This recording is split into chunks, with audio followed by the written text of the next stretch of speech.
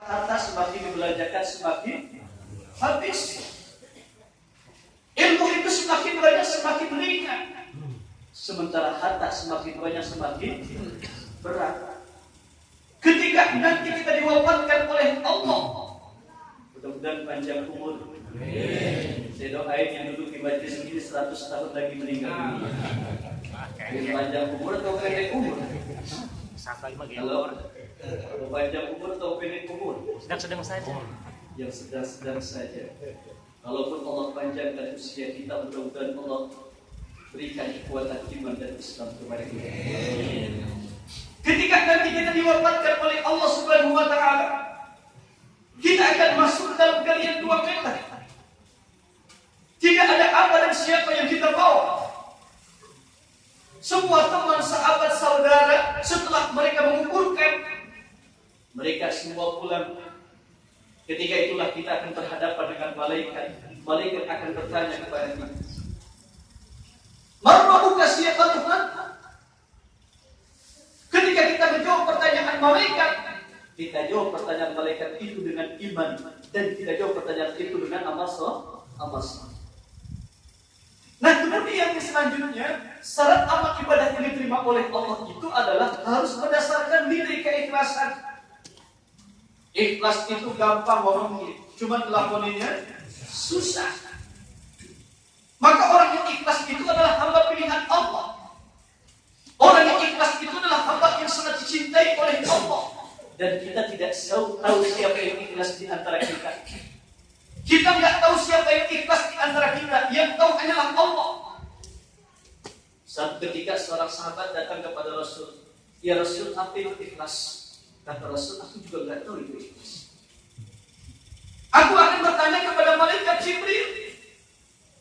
Rasulullah bertanya kepada malaikat Jibril, "Hai malaikat Jibril, apa itu ikhlas?" Kata malaikat Jibril, "Aku juga nggak tahu itu ikhlas. Nanti aku tanya kepada Allah." Datang malaikat Jibril kepada Allah Subhanahu wa Ta'ala, kemudian bertanya kepada Allah, "Ya Rabb, apa itu ikhlas?" Wahai Tuhanku, apa itu ikhlas? Allah menjawab, "Ikhlas itu adalah sirrun min asrari awdatu qalbaman uhibbuhu bil ibadah."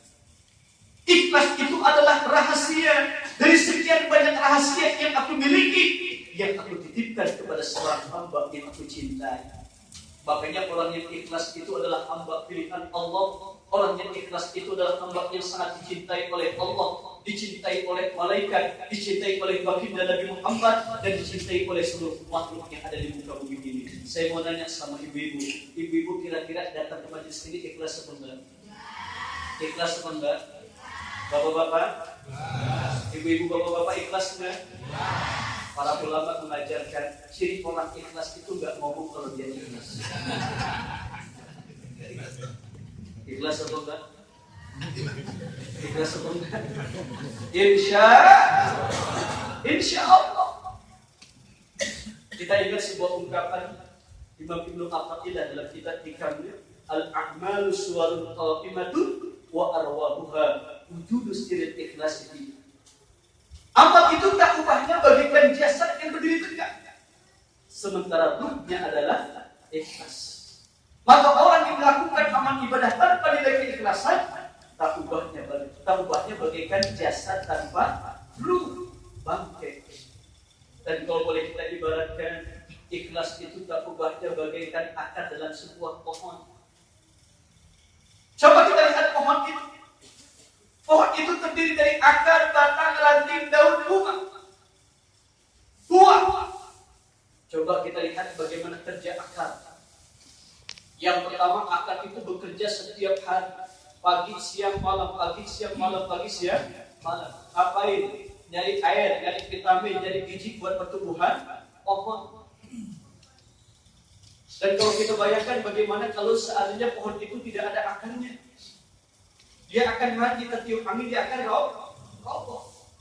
Setiap hari dia bekerja, pagi, siang, sore, malam, pagi, siang, sore, malam. Ketika sudah mendapatkan makanan, ketika sudah mendapatkan vitamin, ketika sudah mendapatkan air, diserap ke batang, dialirkan ke batang, diserap ke daun, diserap ke bunga, diserap ke ranting, diserap ke buah. ketika pohon itu berbuah berbunga, kira-kira yang dipuji oleh manusia itu buahnya atau akarnya? Kira-kira yang dipuji oleh manusia itu buahnya atau akarnya? Alangkah enaknya buah ini, alangkah indahnya bunga ini, alangkah rindangnya dahan ini, ya kan? Sementara akar yang bekerja mati-matian setiap hari tidak pernah mendapatkan pujian dari manusia, dan akar itu tetap saja menyembunyikan diri. Itulah orang-orang yang ikhlas. Ada orang atau tidak, dipuji atau tidak, dihina atau tidak, tetap saja melakukan kebaikan. Maka mudah-mudahan ketika kita melaksanakan amal ibadah, sifat atau 3 hal ini ada pada diri kita. Yang pertama, tancapkan keimanan pada diri kita. Yang kedua, harus berdasarkan ilmu. Yang ketiga, hendaknya kita harus melakukan dengan penuh keikhlasan. Insya